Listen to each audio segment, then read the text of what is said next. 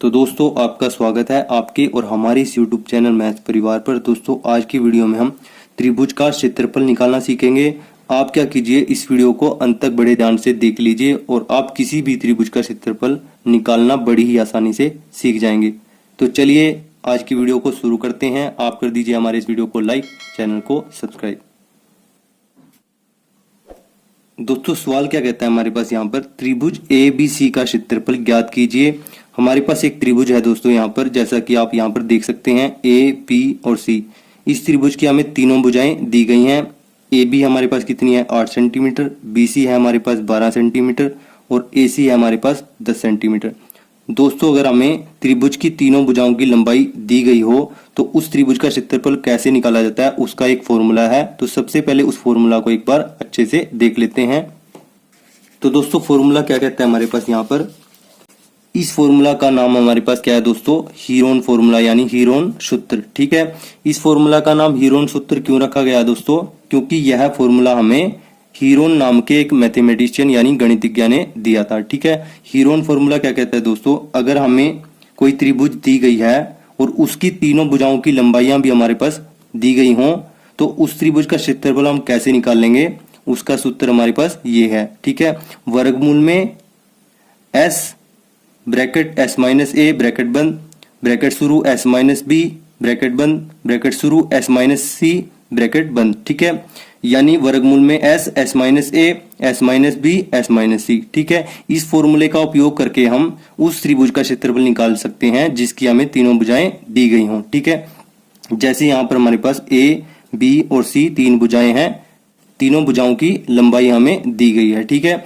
और s क्या होता है दोस्तों, S होता है अर्ध परिमाप। ठीक है, ये क्या होता है, तीनों भुजाओं का जोड़ बटे में 2। ठीक है, यहाँ पर तीन भुजाएं क्या है दोस्तों, A, B और C। ठीक है, तीन भुजाओं की लंबाई क्या है दोस्तों, A, B, C। ABC का जोड़ बटे में 2, ये होता है S। ठीक है, फिर हम S को निकाल के इस फॉर्मूला में लगा देते हैं और त्रिभुज का क्षेत्रफल हम बड़ी आसानी से निकाल लेते हैं। आई होप हीरोन सूत्र अब आपको समझ में आ गया होगा। इस सूत्र को लगाकर ही हम जो सवाल में हमें त्रिभुज दी गई है उसका क्षेत्रफल यानी एरिया निकालेंगे। तो चलिए इसको हल करते हैं। दोस्तों सबसे पहले हम s को निकाल लेते हैं। त्रिभुज ABC का क्षेत्रफल क्या होगा दोस्तों, s minus A s minus B s minus C, ये सारा किसके अंदर है, वर्गमूल के अंदर। हमने हीरोन सूत्र को यहाँ पर लिख लिया, इस सूत्र को एज इट इज यहाँ पर लिख लिया। ठीक है, तो सबसे पहले हम क्या करते हैं, s का मान निकाल लेते हैं। ठीक है, s क्या दोस्तों, a प्लस b प्लस सी बटे में 2। दोस्तों यहां पर हमारे पास ABC क्या है, त्रिभुज की तीन भुजाओं की लंबाइयां। ठीक है, जो कि यहां पर हमें दी गई हैं। ठीक है, आप किसी को भी A मान सकते हैं, किसी को भी B और किसी को भी C। ठीक है, मान लीजिए 12A है तो A आ जाएगा यहां पर। ठीक है, प्लस 10 क्या है, B है तो B आ जाएगा, प्लस 8 क्या है, C है तो C यानी 8 यहां पर आ जाएगा बटे में 2। तो तीनों भुजाओं का जोड़ हमारे पास क्या बन जाएगा दोस्तों, 12 और 10 22 और 8 30, 30 बटे में क्या है 2 है। 2 से हम 30 को काट देते हैं, 2 एकम 2, 2 पंजे 10। तो हमारे पास s का मान कितना निकल के आया, 15 निकल के आ गया। ठीक है, अब ये सवाल बहुत ही आसान हो गया है, चलिए इसे आगे हल करते हैं। दोस्तों अब क्या करना है हमें, त्रिभुज ABC का क्षेत्रफल जो यहाँ पर ये फॉर्मूला दिया गया है, हीरोन सूत्र यहाँ पर दिया गया है, इसमें हमें S, A, B और C का मान रख देना है। ठीक है, A का मान क्या है दोस्तों, 12 है। दोस्तों आप A, B, C किसी भी वैल्यू को मान सकते हैं, आप इसको भी A मान सकते हैं। ठीक है, इसको भी A मान सकते हैं, इसको भी, किसी को भी आप A, B या C मान सकते हैं। ठीक है, मैंने यहाँ 12 को A माना है और 10 को हमने B माना है और C क्या माना हमने, 8 माना है। ठीक है, 12 सेंटीमीटर 10 सेंटीमीटर 8 सेंटीमीटर। ठीक है, और S का मान क्या निकल के आया था, 15 निकल के आया था। अब सिंपली ये सभी मान, ये सभी वैल्यू हम इस फॉर्मूले में रख लेते हैं। ठीक है,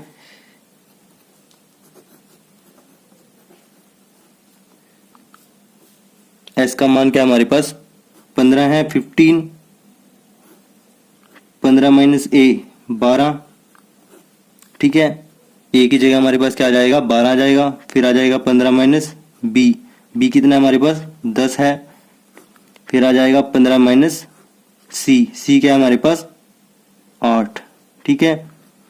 पूरे क्या क्या है हमारे पास वर्गमूल है, ठीक है।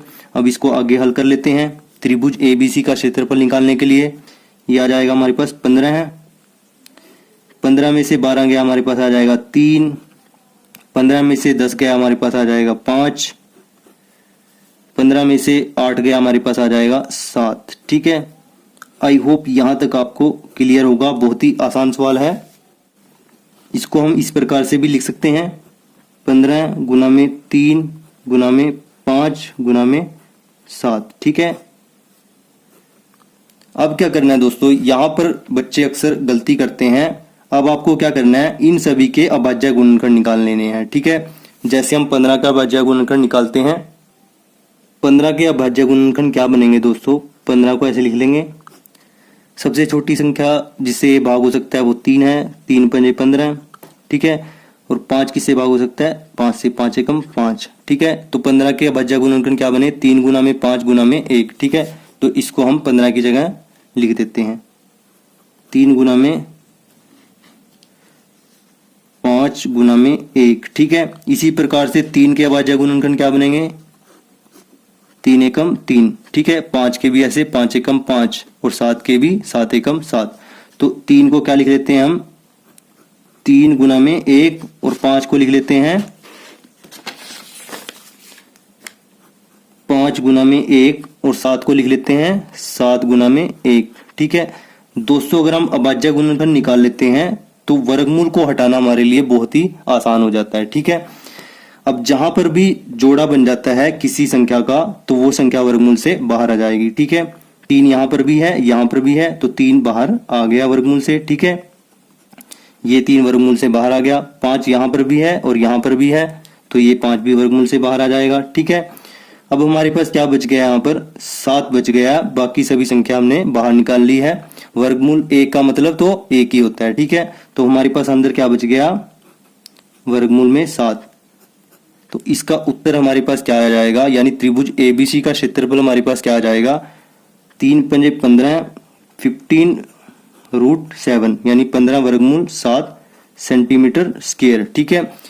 दोस्तों वर्गमूल हमेशा किस में निकल के आता है, सेंटीमीटर स्क्वायर में, ठीक है। क्योंकि यहाँ पर सेंटीमीटर यूनिट था तो सेंटीमीटर स्क्वायर इसका क्षेत्रफल निकल के आया, ठीक है। तो दोस्तों इस त्रिभुज का क्षेत्रफल हमारे पास कितना निकल के आया, 15 है वर्गमूल 7 सेंटीमीटर स्क्वायर, ठीक है। क्षेत्रफल को हमेशा वर्ग में लिखते हैं, ठीक है, यानी वर्ग सेंटीमीटर। दोस्तों आई होप ये आपको अच्छे तरीके से क्लियर हो गया होगा। दोस्तों आप लोग कहां पर अक्सर गलती करते हैं, वर्गमूल निकालने में आप लोग अक्सर गलती कर देते हैं, ठीक है। यहां तक आप वैल्यूज को अच्छे तरीके से पुट करके इसको सोल्व कर लेते हैं। अब इसके आगे इसको हल करने में आप कई बार गड़बड़ कर देते हैं, ठीक है। इसी को मैं आपको और अच्छे तरीके से समझा देता हूं। दोस्तों अगर आपके पास वर्गमूल के अंदर संख्याएं बच जाती हैं 9 गुना में 12 गुना में 16 गुना में 3, तो दोस्तों आप इसको कैसे हल करेंगे, जैसा मैंने आपको पिछले सवाल में आपको बताया है उसी तरीके से हम इसको हल करेंगे। हम क्या करेंगे, 9 का 12 के 16 के और 3 के अभाज्य गुणनखंड निकाल लेंगे, ठीक है। तो 9 के अभाज्य गुणनखंड क्या बनेंगे, 3 तिया 9, 3 एकम 3। दोस्तों अगर आपको अभाज्य गुणनखंड निकालने नहीं आते तो इसकी वीडियो आपको इस वीडियो के डिस्क्रिप्शन बॉक्स में मिल जाएगी, वहां से आप उसे देख सकते हैं और अच्छे तरीके से समझ सकते हैं, ठीक है।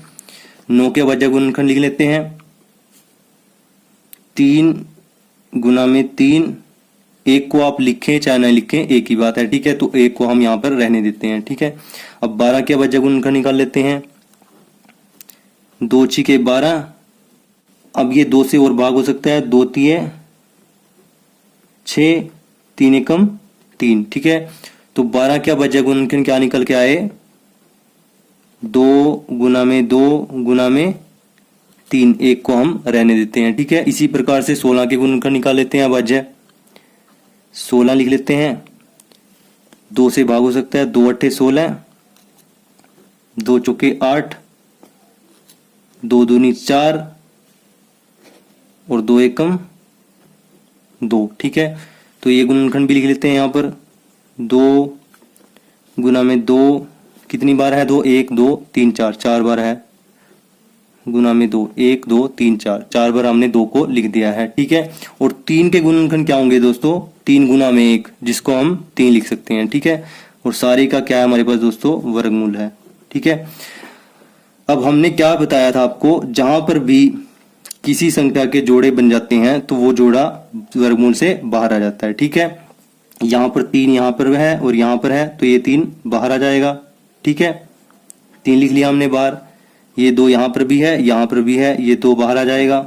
ठीक है, अब एक 3 यहाँ पर है, एक 3 यहाँ पर है, तो इनमें से जोड़े में से 3 बाहर आ जाएगा। ठीक है, यानी वर्गमूल से बाहर आ जाएगा। अब यहाँ पर 2 है, यहाँ पर भी 2 है, एक 2 बाहर आ जाएगा। यहाँ पर भी 2 है, यहाँ पर भी 2 है, तो एक 2 और बाहर आ जाएगा। ठीक है, और वर्गमूल के अंदर हमारे पास अब कोई संख्या नहीं बची है। ठीक है, यानी इसको क्या लिख सकते हैं हम? वर्गमूल 1, जिसका मतलब क्या होता है? 1 होता है। ठीक है, अब इसको हल कर लेते हैं। 3 दूनी 6, 6 3 18, 18 दूनी 36, 36 दूनी 72, 72 गुना में 1, ये क्या जाएगा हमारे पास? 72 वर्ग यूनिट। ठीक है, क्योंकि हम क्षेत्रफल को हमेशा वर्ग में निकालते हैं। ठीक है, तो दोस्तों इस प्रकार से आपने इस सवाल को हल करना है। वर्गमूल के अंदर जो भी संख्या आती है उसको आप अभाज्य गुणनखंड में बदलेंगे और फिर जो जोड़ा बनेगा उसको वर्गमूल से हम बाहर निकालते जाएंगे। तो इस प्रकार से आप इस सवाल को बड़ी ही आसानी से हल कर पाएंगे। ठीक है दोस्तों, इस सवाल को मैंने आपको बहुत ही बेसिक और आसान तरीके से समझाया है। आई होप ये सवाल आपको अच्छे तरीके से समझ में आ गया होगा। अगर दोस्तों ये सवाल आपको अच्छे तरीके से समझ में आया है, वीडियो आपको अच्छी लगी है, तो वीडियो को लाइक करना, अपने दोस्तों के साथ शेयर करना, चैनल पर नए हो तो चैनल को सब्सक्राइब कर लेना। Thanks for watching this video. जय हिंद, जय भारत दोस्तों।